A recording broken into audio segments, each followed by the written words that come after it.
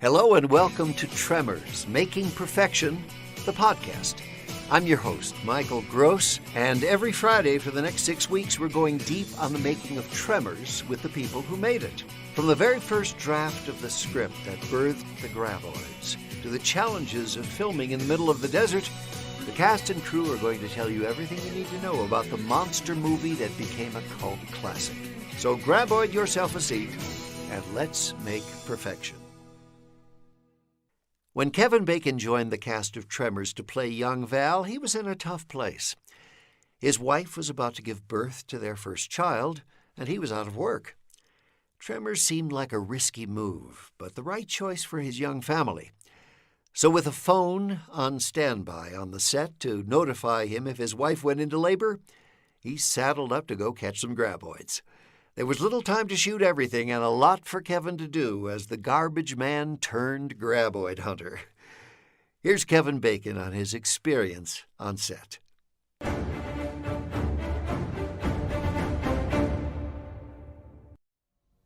We're going to talk about the origins of Tremors and the making of Tremors. How were you convinced to be in Tremors in the first place? You know, I don't really remember the specifics of getting convinced, but I could tell you, to be brutally honest, I was running out of money. And I was feeling like at a real kind of low point career-wise.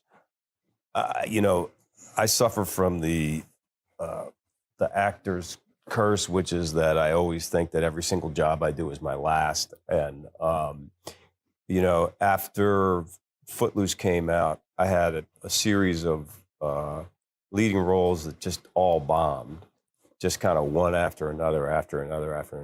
And I felt that, my career was really like close to ending. And my wife was pregnant with our first child. And my mother had also been diagnosed with cancer. And I was kind of at a terrified sort of like point in my life, both, in my personal life and in my career-wise. And I saw the bank account dwindling and was feeling a lot of, financial and kind of personal pressure. So when my agent called me up and said, there's this movie, I don't know if you're going to like it. It's kind of a horror movie, but it's sort of funny and, and it's about giant worms underground. I was like, oh my God, my career is in the toilet. Like if this is what it's come to, this is like the, the bottom of the barrel. I read the script and I said, I don't know that this is going to work, but I know that I can have fun with the part.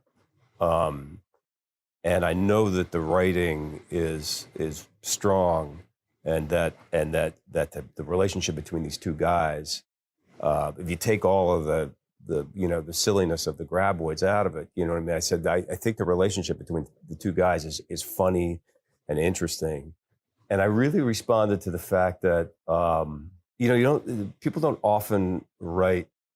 Usually, if you write the lead, like a lead guy, he's either like super smart or he's super street smart or he's like a real badass or he's got superpowers or something.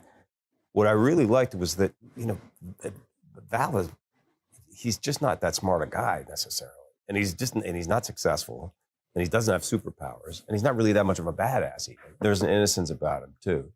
And so I really responded to that. And, it was so signing on was a sort of a combination of really, really needing to work and really feeling like I needed to work.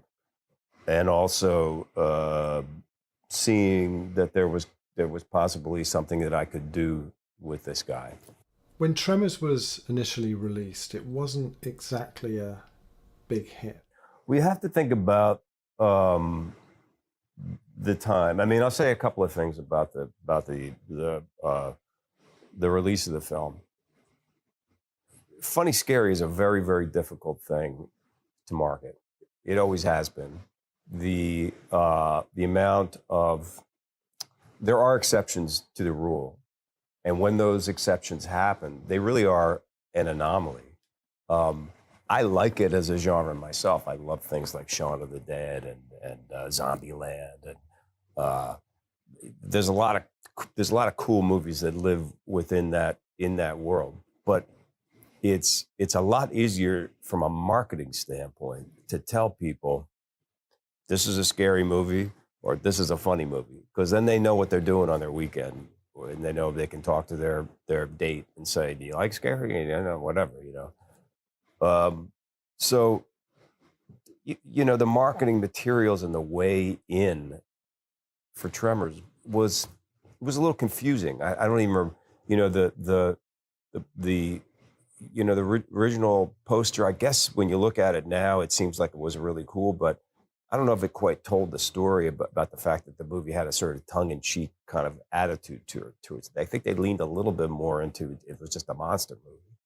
And so for whatever reason, people really didn't go. I remember going to the premiere. I think the premiere was in Westwood, and you know, you can just feel that studio's not really behind it, that it's probably not going to get any kind of love from the critics, and the chances are, you know, from my standpoint, I was like, yep, here we go, I'm in another bomb. Why do you feel Tremors has become the cult classic that it is today? At the time, the video rental business was really exploding. Blockbuster was the biggest thing going. Everybody was going to the video store to rent a movie and come home, and there were stacks of titles that didn't have theatrical releases. Now, in my mind, direct-to-video was like the last thing you want it to be. Somehow, it kind of caught on in that world, and you know, you'd go to the video store, and they'd have ordered, you know, 10 copies of it. That was always a barometer on how popular things were, because, you know, literally the owner of the video store would get a certain amount of copies, and they'd rent them and bring them back, and the whole thing. It didn't really do much for me in terms of my career, because it's not like I was trying to have a video rental business. That was not what my, you know, that's not where I wanted to kind of live. But I think there was a cumulative sort of effect of the popularity of that movie, to the point where, at this point, most people don't realize that it wasn't a successful movie. You know, like most people that I talk to, if I tell them that, they go, "Tremors? No, Tremors is not bomb. Tremors is a classic." You know, and there's not a lot of movies that have really done that. I don't think. You know, there's a handful, but not that many. Can you talk about your relationship with Fred Ward during the making of Tremors? Yeah.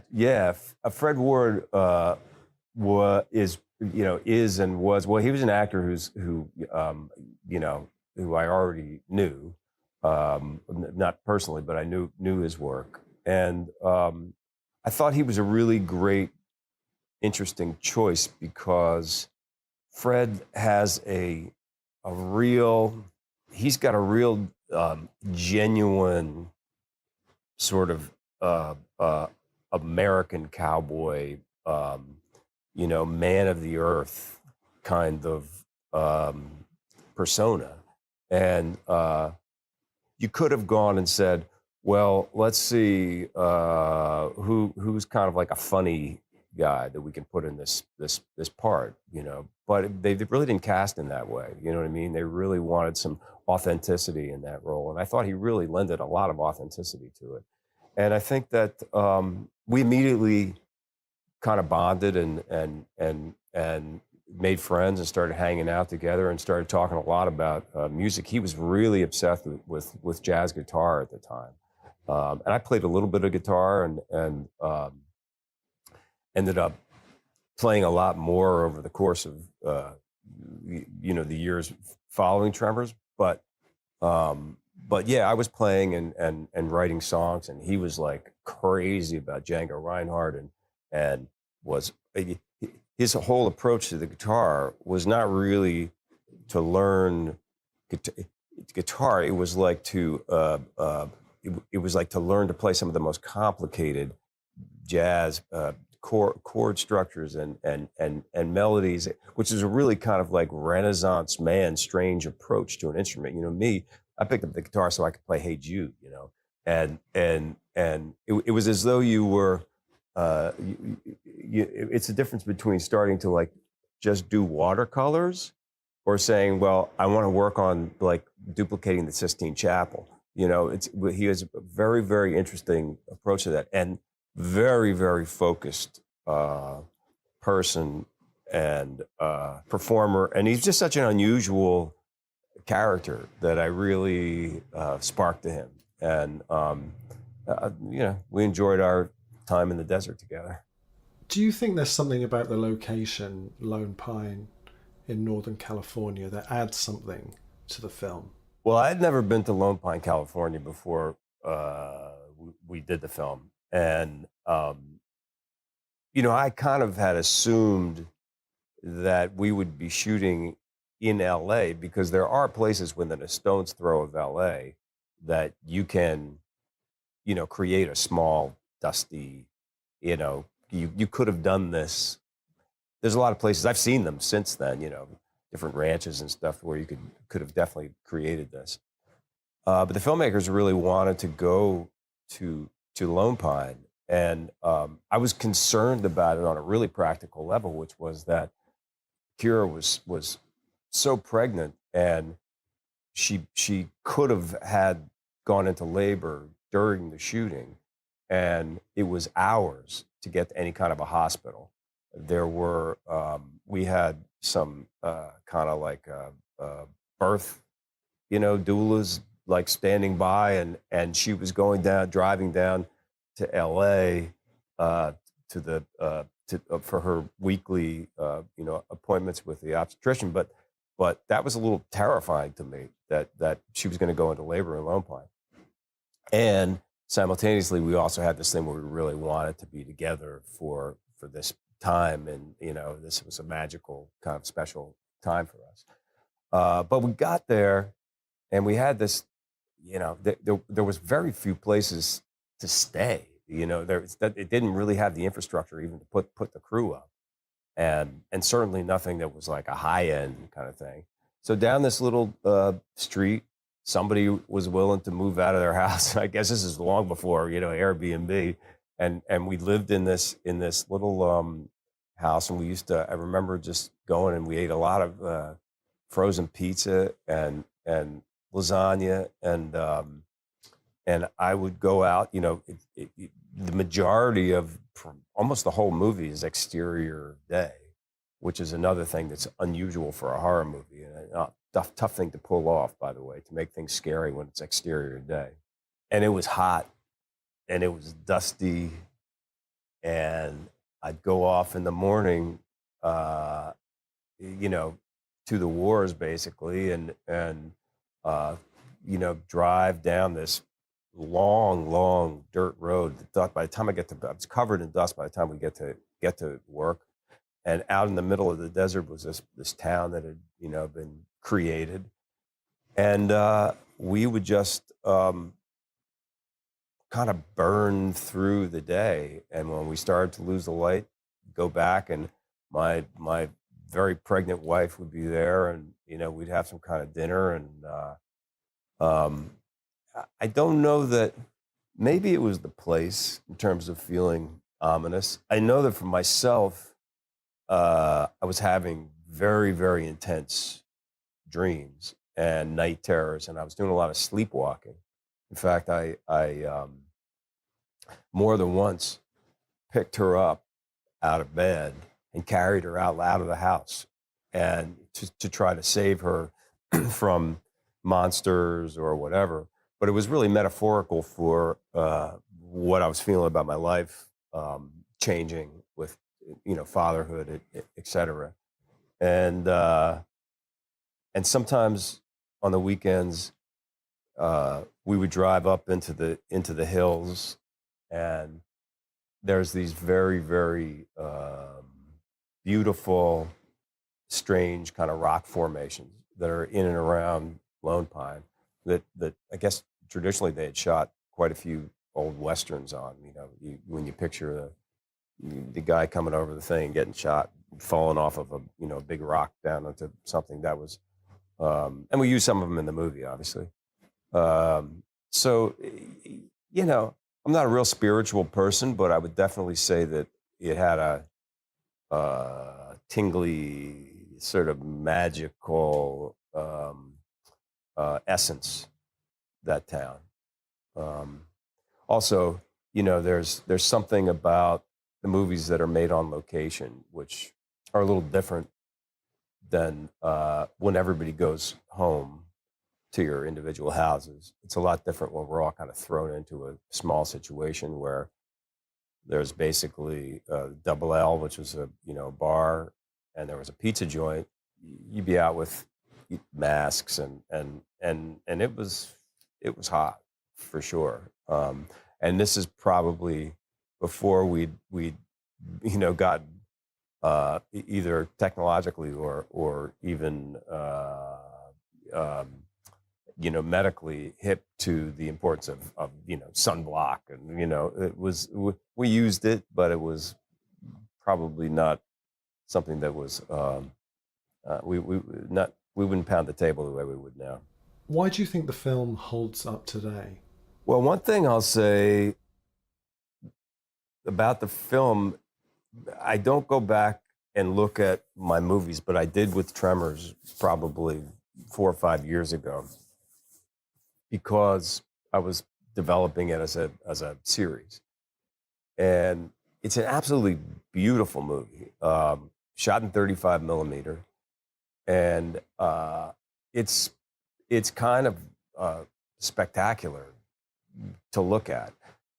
You forget what watching things on video, the transfers onto video, as opposed to now looking at the digital transfer of what it was. It's just really, really well shot and really well directed. I think Ron did an amazing job. I guess it's really the essence of it is ordinary people dealing with extraordinary circumstances. It's an antidote to superheroes. It's kind of the opposite of that idea. Nothing against superhero movies. I don't want to get in trouble like Scorsese.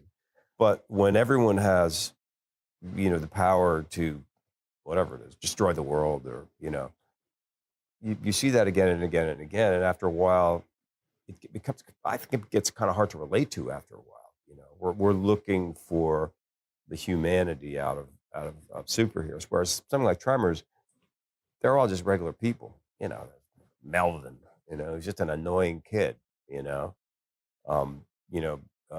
Gummer, and everybody knows somebody, your uncle or whatever, that comes to Thanksgiving and says, we need to build a bunker, and they're coming for our jobs or whatever it is. You know what I mean? He kind of like represents that person. And then Val and Earl, they're just kind of schlubby guys. And so I think that, to me, that's really the essence, is just regular Joes, trying to fight big worms. Do you think its success is because that it's not too scary?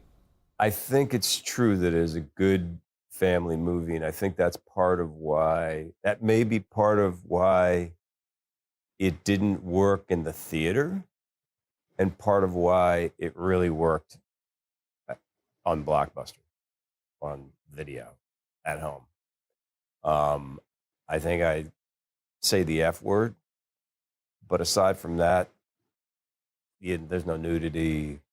The violence is nowhere near what a lot of big scary movies have, violence-wise. It's you're not seeing people tortured or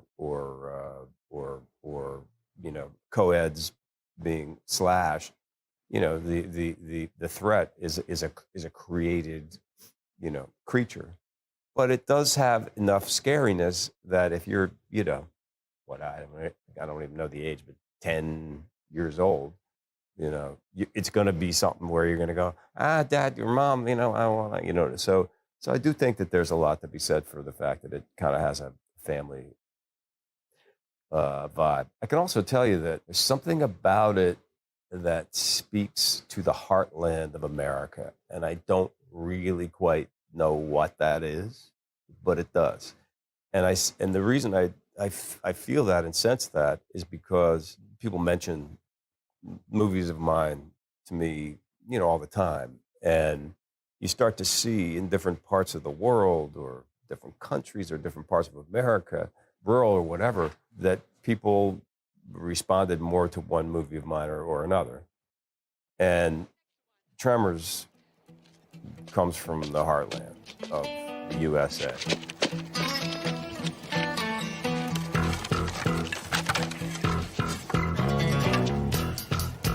Stay on those residual boulders! And Tammy Lynn Baxter. It's too much pole vaulting.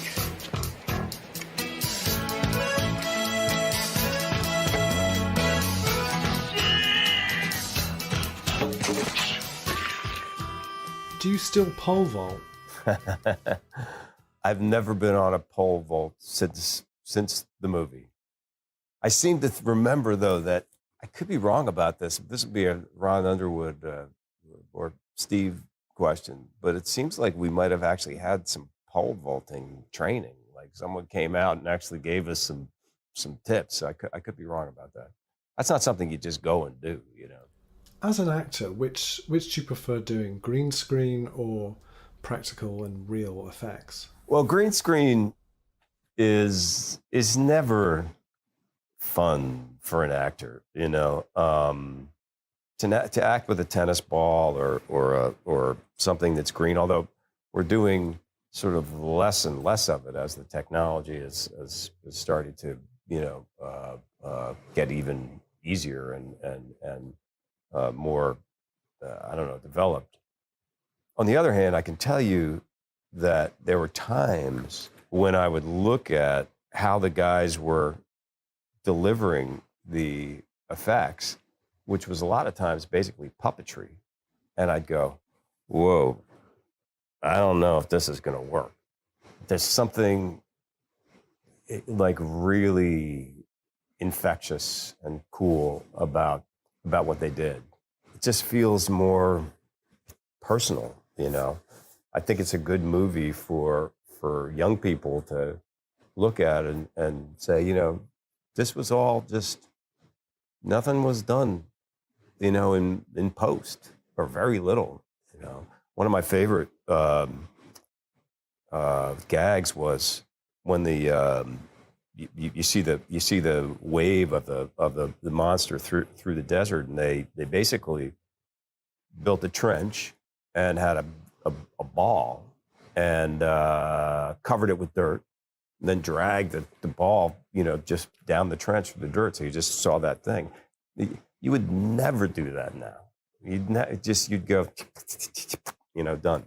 But the ingenuity that they had in order to do that. And I remember just, them talking about that, just buckets of that goo, being on the set and talking about how to, make more goo and what color it was going to be. And, the choice of that sort of like orange kind of vibe. It wasn't white blood, but it was like, it was all very, very well done. I thought really, really well thought out. What do you think modern sci-fi or monster movies can learn from Tremors? One thing that's good about Tremors is even though the monster it never really gets too much of a personality, you know what I mean? It never speaks.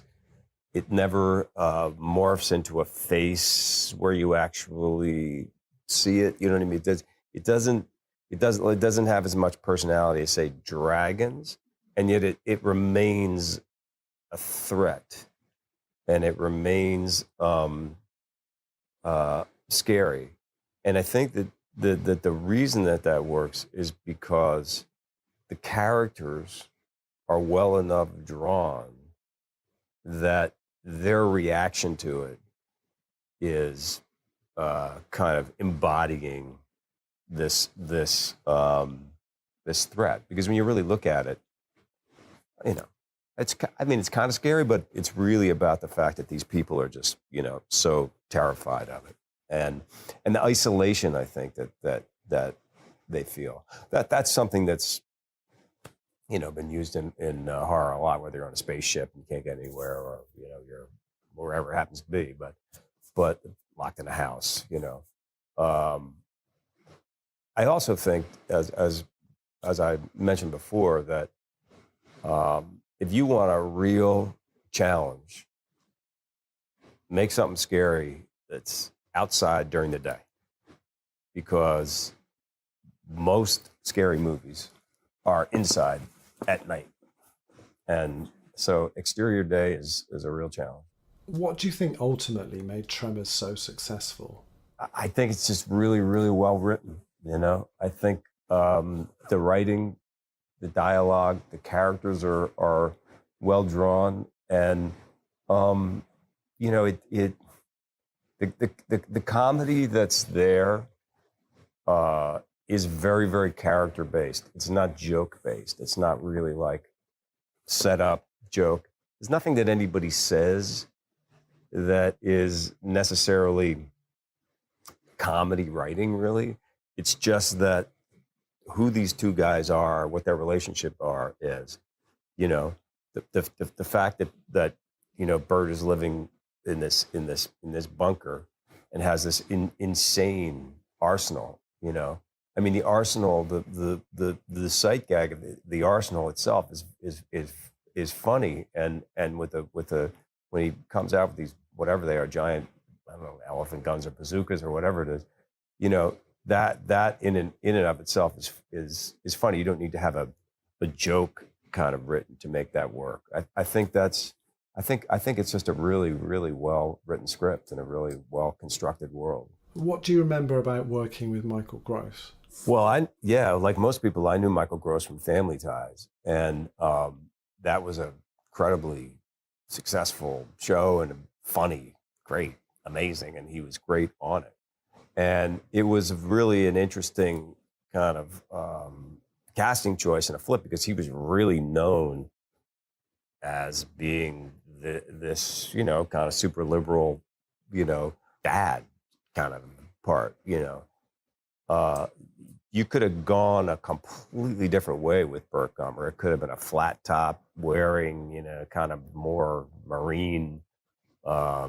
It could be somebody, I can't even think of somebody. I don't know what the casting process was, but there were a lot of. I think the casting, Michael was a little bit against type, and he completely embraced it. And then I felt like, Reba having never acted before, I don't know, but I'm guessing that he was kind of helpful in terms of that, and the two of them had this. I really believe them as husband and wife, and they had this kind of like good sort of working marriage. There was a kind of symbiosis to the way that marriage was working, and I thought it was in its own way was very touching. I thought. You always stated that you never want to revisit any of the characters that you played, apart from Val in Tremors. Why is that? I played a lot of characters, and when I look at that guy, I think to myself, where would he end up in 30 years? I like to think that was his moment of glory, and that he would sort of try to relive it again and again and again. But the question is, if you don't have worms underground, then what are you really left with? I don't normally think that way about, when I finish a character, I really kind of, tend to put them to bed. But that guy, for some reason, has, I don't know, just kind of stayed in my mind. You know, it's interesting because when you talk about how people end up, me going back and kissing the Rhonda character was a reshoot. I don't know if anyone's ever mentioned that. In the original movie, she just left, and I guess, and me and Earl just kind of drove off in the desert. And I think they tested it, and people were disappointed about that because they felt that they wanted him to have some kind of change, and that. So basically, we went back and in maybe one day of shooting, luckily I still had my long hair. I went back and kissed her, and if you look at it really carefully, you can see where the reshoot kind of begins. And obviously, that was didn't turn it into a box office hit, but I think that it was probably a good idea ultimately. And you improvised the hammer scene. It was improv, yeah, definitely. Can you talk a bit about that scene? Yeah, I mean, I think it kind of speaks to Val's, character, that he's not even really good at that, like he doesn't really even know how to use a hammer, and that's something he's a handyman. You know what I mean? That's something he definitely should know how to do. I mean, if we were real serious about money, we'd quit being hired hand. Handyman, Earl. We are handymen. Yeah, we should quit this job and find ourselves some real employment. Yeah, I can put a bookcase together. I can. I draw the line at electric and plumbing, and sometimes I feel like I think I'm probably in the middle. I'll call the guy if I need to. I don't build shelves. I certainly am better with a hammer than I was in the movie.